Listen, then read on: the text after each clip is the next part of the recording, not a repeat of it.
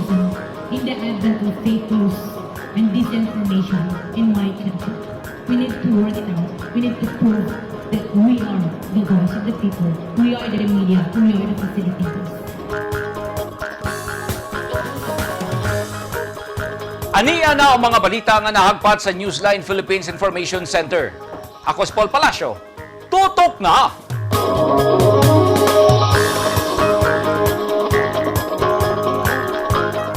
Sa mga headlines, duha ka pampasaherong van nasakpan sa lambat bitag operation sa Digo City nga nagabiyahing Colorum. Dakong sunog, miulbo sa Zamboanga City. Hapit gatos ka mga balay, apektado.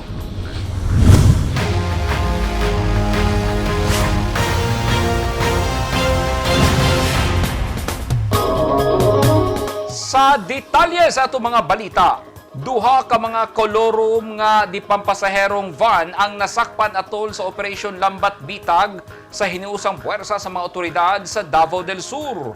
Nadiskitaan sa mga operatiba nga naagyoy mga gahig ulo nga mga driver o operator nga nagabiyahe, ilabi na gamit ang sakyanan bisan og kulang og mga papeles ug naapay Colorum.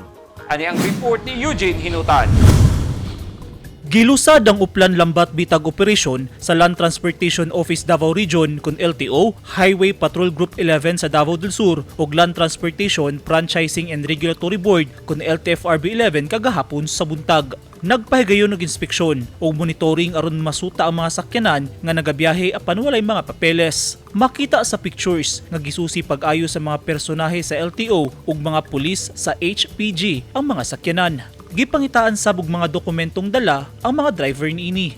Atol sa Uplan Lambat Bitag, 8 ka mga public utility vehicles kun PUV ang nasikop sa LTFRB 11 Enforcement Unit. Duha niini ang mga UV Express nga nadakpan tungod sa Colorum operations. 5 ka UV Express ang nasikop nga walay special permit ug usa ka UV Express nga walay dashcam. Nagmalampuson ang gilusad nga Lambat Bitag operation sa mga otoridad ug nanganti sila nga himong regular ang operasyon aron mahatagan og proteksyon ang mga pasahero. Eugene Hinutan, Newsline Philippines, Davao Region, stay safe. Miulbo ang dakong sunog sa Zamboanga City kagahapon Setyembre 22, 2022 sa Barangay Ricudo nga milamoy ug hapit usa ka gatos ka mga balay. Nakalangay sa mga bumbero ang piot nga dalan ug pasulod sa mga nasunugan. Anyang report ni Grace Alcunaba.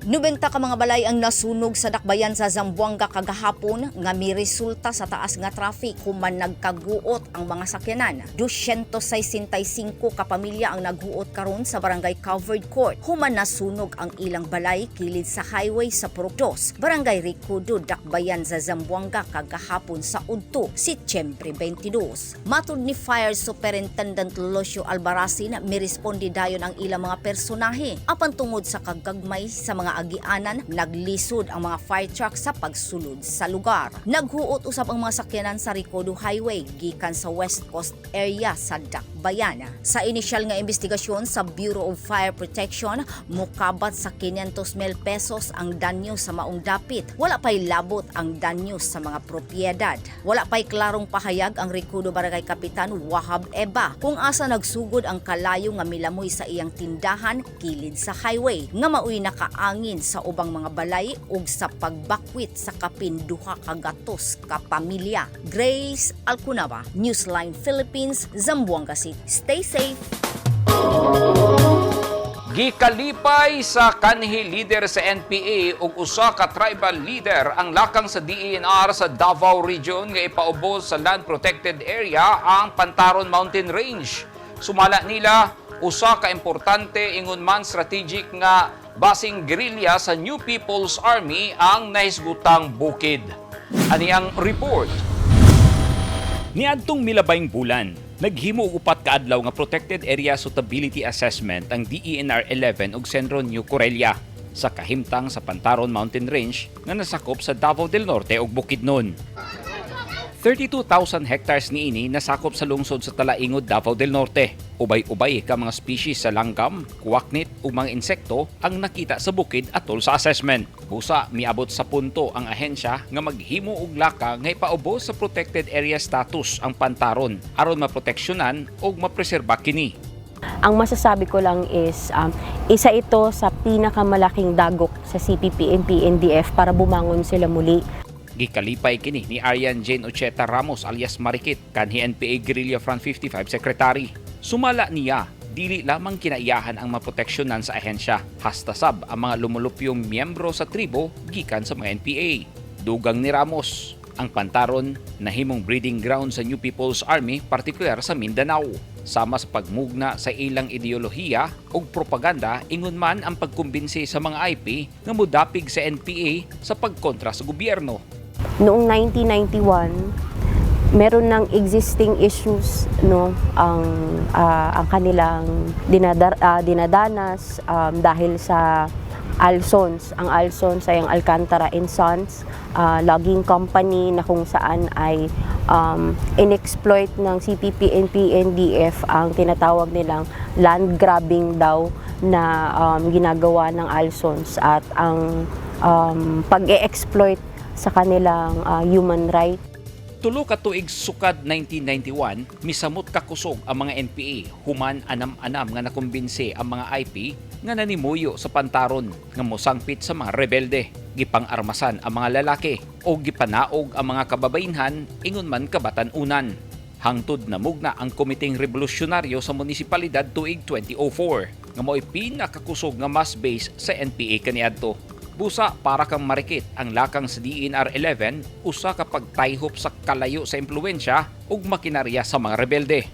Kung may implement na ang kanilang proposal, I believe most probably talaga na napakalaking slap on the face ito sa CPP and PNDF dahil nakita na at naririnig na ng mga tao na the government is genuine about how they care for the IPs at mahihirapan na ang CPP and PNDF sa mga areas na nandun pa sila kung paano nila maorganisa pa ang mga tao, kung paano pa sila dumami, kung paano pa sila makapagpalawak dahil nakuha na ng gobyerno kung ano talaga yung interest ng IPs.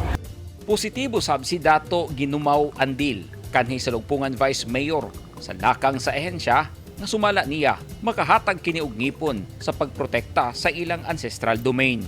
Kami ang tinuod nga mga lumad dire na naikatungod namo nga among ipadayon ang pagdepensa sa yutang kabilin dire. Nga dili pud sila pasudlan o sama sa mga chemical o makadaot sa mga tubig o makadaot sa mga lasang. O dapat kung magkinanglan mo iagi pud sa amoa sa tinuod nga mga lumad diri sa lungsod sa Talaingod. Dili pud namo gusto nga makabalik pa ang nakadaot sa among pagpamuyo sa mga lumad diri. Matud ni Major General Nolasco Mimpin, Commander sa 10th ID, maglisod na og atraka pagbalik ang mga NPA ilabi na sa area of responsibility sa 10th ID. Gawa sa Davao Region, nahisakop sa Pantaron Range ang mga probinsya sa Misamis Oriental, Bukidnon, Agusan del Norte ug Agusan del Sur. At tangi! Newsline Philippines nang hatag og hinabang sa mga nasunugan sa Mati City. O usa ka grupo sa Lamitan City, Basilan nanawagan og kalinaw nga giagi sa motorcade.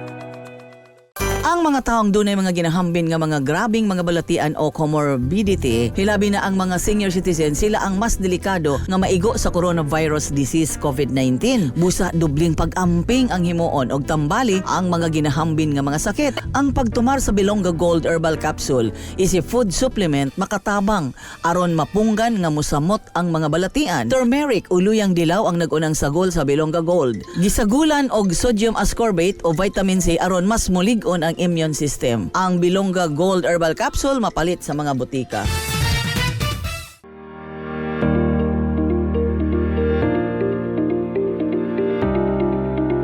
Enroll now at Lyceum Philippines University Davao Campus.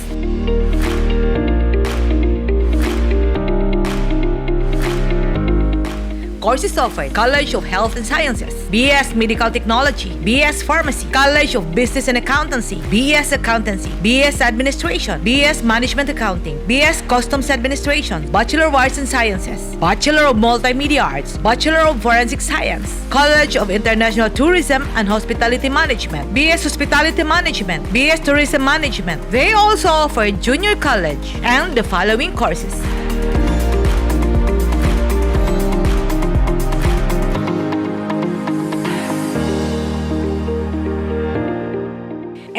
Now, LPU Davao offers Air Academy Drone Flight Training Program. Choose to take the lead. Choose LPU Davao. Enroll now.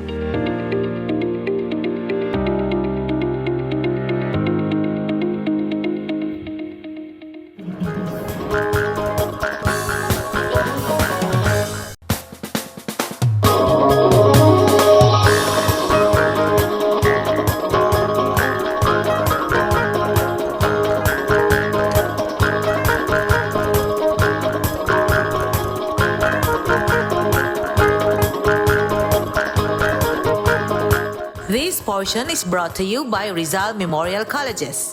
This portion is brought to you by Davao Light and Power Company. Personal nga gihatdan og ayuda sa Newsline Philippines ang mga nasunugang residente sa Barangay Signs sa Mati City, Davao Oriental. Dako ang pasalamat sa mga residente kay makatabang sa ilang pangadlaw-adlaw nga pinahanglanon ang nadawat sa mga biktima sa sunog. Anyang report ni Eugene Hinutan.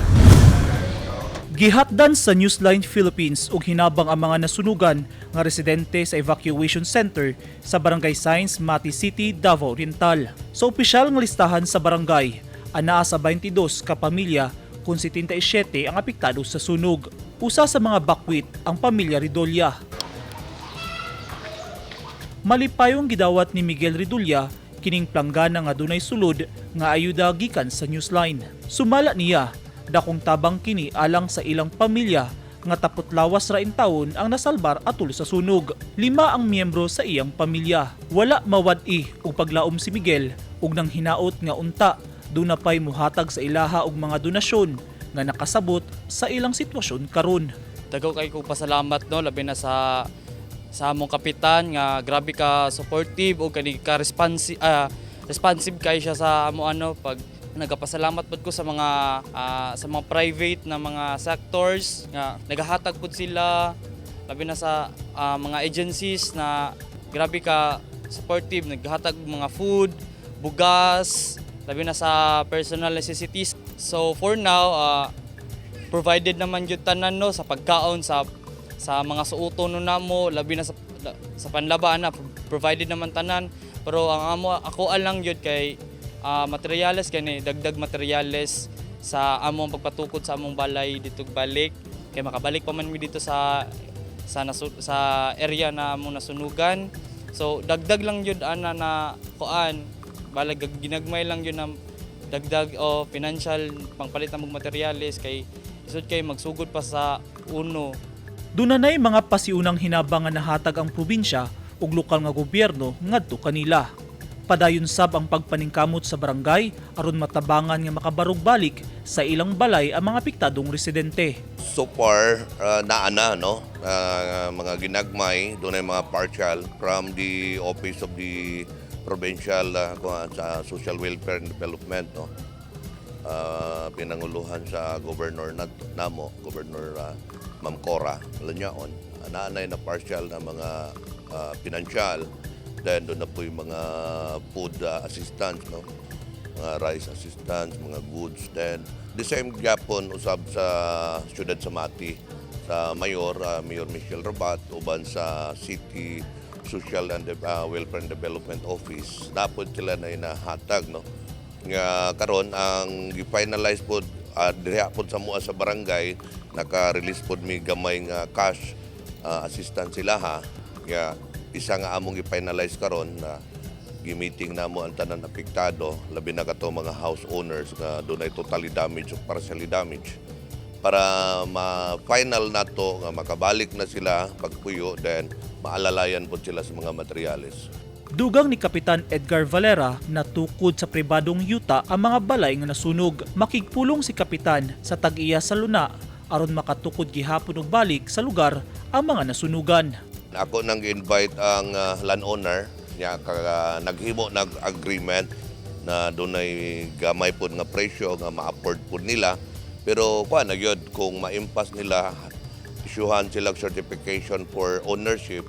So ilan na jud ang yuta, no? Binulan siya pero gamay lang, ginagmay lang ay moron tinabangay pod mi sa landowner niya. Ako ganing plano nga kung dunay pohon budget by next year, mag-counterpart pod mi sa barangay through approval resolution sa council para among ihatag, para mas mugamay na lang yun ang obligasyon sa matag tao o tag-iya sa maong gusto mo abel sa maong luna. Wala man sila gihatagan og limit hinoon, no? Man ay nag-down og 7,000, na nag-down og 10,000. Ang kana pong ilang nagamit ron sa pag-down, kanang mga financial assistance na nadawat nila from nagkalalain sa ahensya sa gobyerno. Even from the non-government organization na apoy pipila ka mga cash nga assistance nga nahatag nila.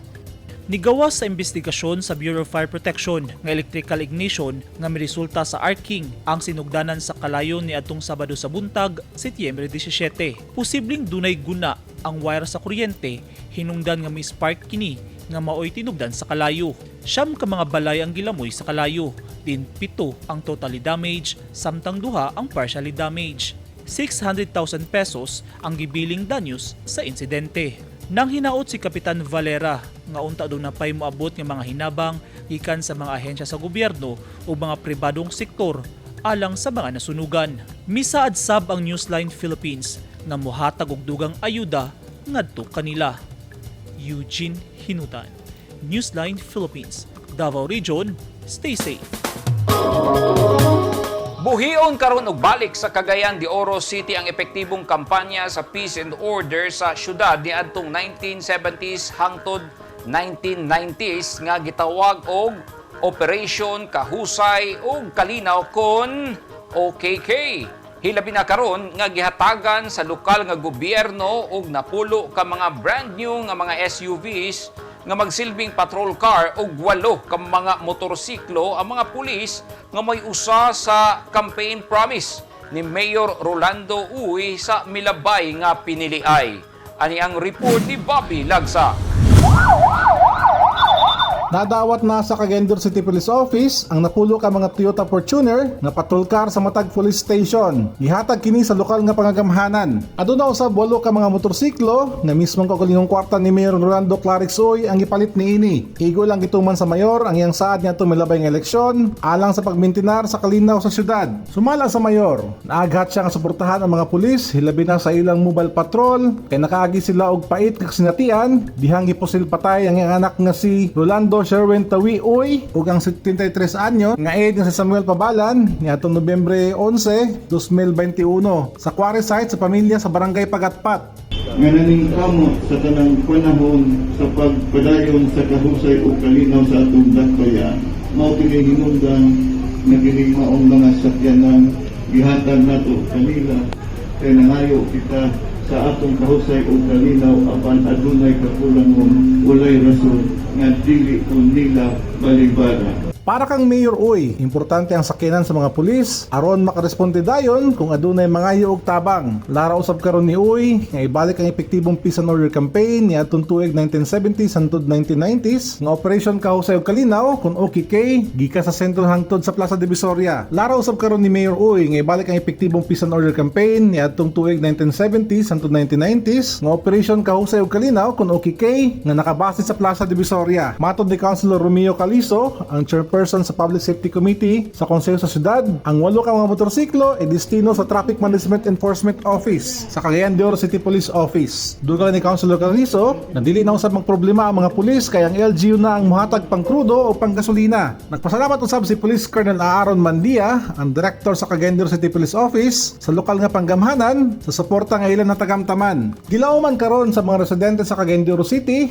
ang police visibility nga mooy mando kanila ni Mayor uy aron kampante ang mga residente sa ilang seguridad. Bobby Lag sa Newsline Philippines, Cagayan de Oro City. Stay safe. Nagkahiusa ang daghang residente sa Lamitan City sa Basilan aron manawagan og kalinaw nga ilang giagay sa motorcade nga gipangunahan sa usa ka grupo. Gihimo kini atol sa ika-47 anibersaryo sanglit sunod-sunod ang mga pagpamatay sa lungsod sa miaging mga adlaw. Anyang report ni Grace Alcunaba. Gatusan ka mga residente sa lungsod sa Lamitan City ang misalmot sa usa ka motorcade aron maipakita ang pakikiusa sa katawhan alang sa kalinaw sa lungsod. Gihimo ang aktibidad tungod sa sunod-sunod nga insidente sa pagpamusil dinhi sa probinsya sa Basilan. Ang mga misalmot nagikan sa nagkadaiyang tribo ug mga barangay. Ang motorcade gipahigayon atol sa kasumaran sa pagsaulog niini sa ilang ika-47 ka tuig nga anibersaryo. Ang aktibidad gipangunahan sa Scout Royal Brotherhood aron ipakita sa katawhan nga angayan nga magkahiusa ang tanan ug dili magpinatyanay ug magpasakop ug angayan nga magtinabangay ug magbinahalay bisan unsa man ang tribo o relihiyosong pagtuo. Ang Scout Royal Brotherhood Organization Lamitan City Chapter nakighiusa usab sa gobyerno sa pagpatuman sa peace and order ning maong lungsod ug gidasig ang ilang mga miyembro sa paghimo og maayong butang sama sa pagbuhat og community service ug lain pang kalihukan nga makatabang sa komunidad. Si Muammar Ali, usa sa mga opisyal sa Scout Brotherhood, nagbutyag nga kinahanglang batasanon sa matag usa nga mahimong maayong ehemplo sa uban sa pagbuhat kaayuhan inay nga magmugna og kasamok sa uban ug sa komunidad. Grace Alcunaba, Newsline Philippines, Basilan Province. Stay safe. Upat ka mga dagkong proyekto sa Tagum City ang mapuslan na sa katawhan. Ang infra projects gibubo mismo ni 1st District Congressman Pantaleon Bebot Alvarez. Ani ang report ni Eugene Hinutan. Aron mapalambo pa ang mga barangay sa unang distrito sa Davao del Norte, padayong nagahatag ang opisina ni Davao del Norte 1st District Representative Pantaleon Alvarez og mga proyekto alang sa nagkadayang barangay sa Tagum City. Ang mga proyekto gilangkuban sa construction sa lined canal sa National Highways sa Magdum Section sa Tagum City, construction sa multipurpose building sa Magdum National High School, gikumpleto na ang multipurpose building kun barangay hall sa barangay Magdum, gisugdan na usab ang construction aron mahuman ang construction sa multipurpose building ug barangay hall sa Magugpo South. Sa mga lugar nga dunay ipahigayon nga aktibidad si Congressman Alvarez, makikinabi kini sa mga residente aron madungog ang ilang tingog ug ipasabot sa kongresista ang mga paagi sa gobyerno aron matabangan ang mga komunidad ug mga barangay.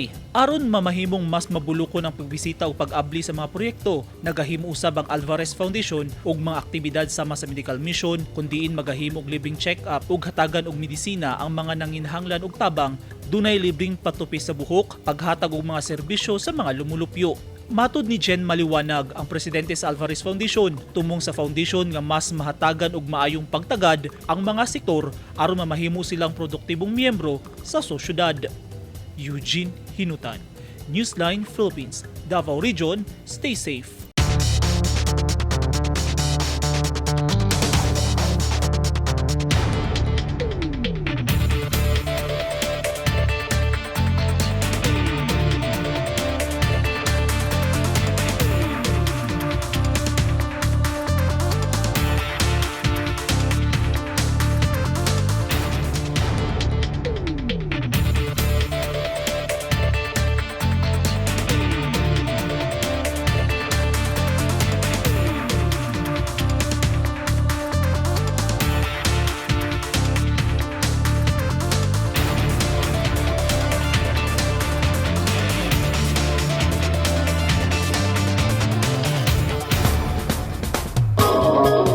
Mao kadto naghingpit sa mga balita nga nahagpat sa Newsline Philippines Information Center. Alang sa dugang mga balita, bisitaha ang website nga www.newsline.ph.